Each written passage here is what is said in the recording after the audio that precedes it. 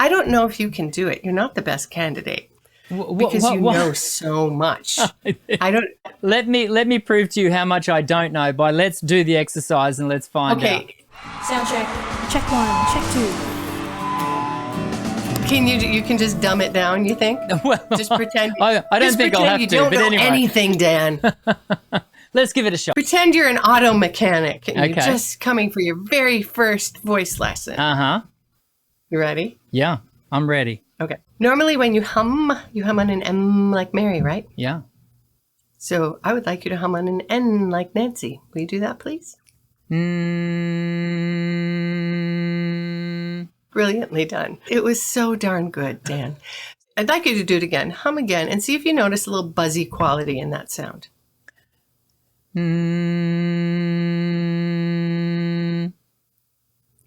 Yeah, I can feel a buzz up on the ridge of my hard palate. Okay, so you just jumped the gun and you're not being a mechanic right now. Sorry. You're being a voice teacher. Dumb it down, Dan. So you heard that buzzy quality, right? Yeah. Yeah, I can. Okay. I can hear it. Okay. You can pretend you're smoking a cigarette in our lesson. There you go. Oh, I like that. You got the butt, not even a cigarette. Yeah. So you heard that buzzy sound, right? Yeah. Okay. So now we're going to go to the step that you jumped to. Okay. Will you hum again and see if you can feel that buzzy sound that you just heard? Ah, okay. Okay. Perfect. Where was that? Where did you feel it? Just where the tongue wants to meet the ridge of the hard palate. I'm going to find where you were. You're tenor, aren't you? Are you tenor? Yeah, I am. Yeah. Yeah, you are. Okay. You people, you always make things difficult. Okay. You tenors. We're a gift to the world, Meredith. We're a gift to the world. You are. You are. And if we ever forget, you'll remind us. All right. So here you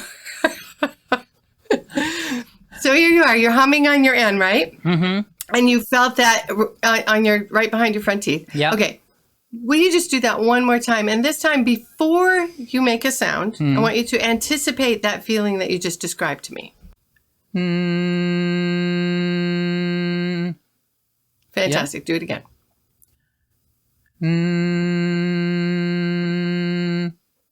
Okay. Did you anticipate the feeling? Yeah. Even if you weren't used to that placement, what would probably happen at this point is that you would be aware of that buzzy feeling. Yeah. You would shift your awareness. You would be reaching for that feeling that you just found. Okay. Right? Yeah. Okay, so now I'm going to play a few pitches. Uh-huh. And I'm going to ask you to anticipate the feeling and then hum on the pitch. Now, Dan, when your brain hears my piano, it's going to get all excited and think that it's singing.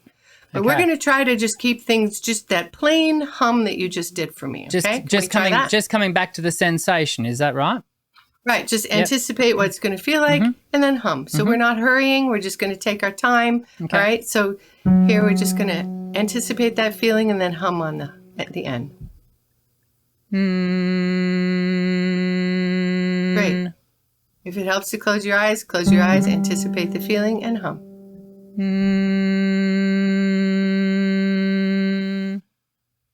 And just anticipate the feeling and just hum.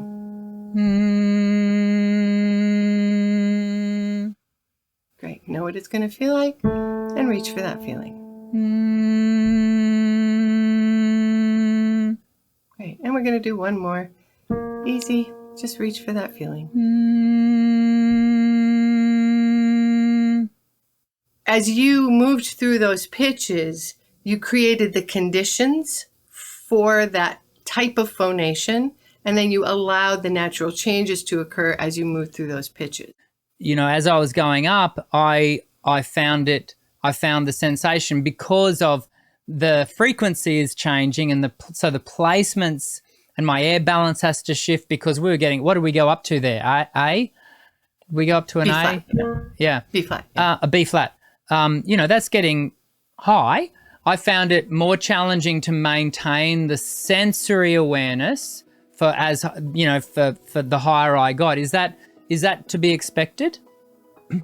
Yeah, the first time I do this exercise with people, I keep them in a pretty comfortable range. Yeah.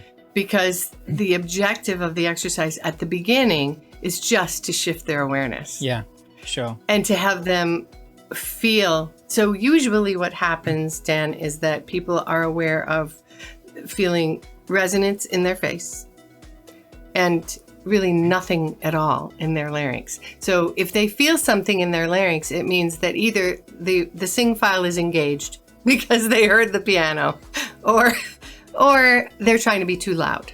Yeah. So sometimes we just bring the volume down and that just fixes everything. Yeah. So they feel nothing in their larynx, and then they feel this natural engagement in their abdominal wall. Yeah. And so they feel this connection of phonation that often even really experienced singers have never really felt before. Yeah. Okay. It's fascinating. Interesting. Yeah. And because it's so simple, right? Yeah. And the N is just wonderful because it creates an SOVT, Yes. right? That Yes. forces the air up into the nasal pharynx and out the nose. Yeah. So because we are both sustaining it, so we have this nice even flow of breath, and because we are sending it through all those membranes and all those sensory, opportunities to perceive it, most people are able to perceive it. Yeah. And perceive it's not a big feeling, it's a small feeling, but still it's usually enough for people to say, "Oh yeah, I can feel that." And then that exercise, that simple thing that we just did, people will say, "Oh, all of a sudden I'm not judging how I sound." Yeah. And they can't. The reason they're not judging is because you cannot pay close attention to how you are feeling the interoceptive experience of your voice, and also judge it aesthetically. Because for most people, it seems like a simple exercise because they think it's about making sound. But it's not about making sound. It's about tricking your brain. Which is why, as we're going through these exercises, I take a moment, anticipate the sound, because you just did it. Yeah. And so your brain's like, "Oh yeah, I've seen this before." Cool. So I can anticipate that. So it's like taking something you've written in pencil and going over it in pen and reinforcing it. Yes, right, in a single exercise. And then ideally, you're going to do that for a few minutes every day. Yeah. And literally, I tell my students, do it for a few seconds 5 times a day. Yeah. Because that's how neuroplasticity works. Because what we want is to teach the brain to anticipate. This is what phonation feels like. It's really easy.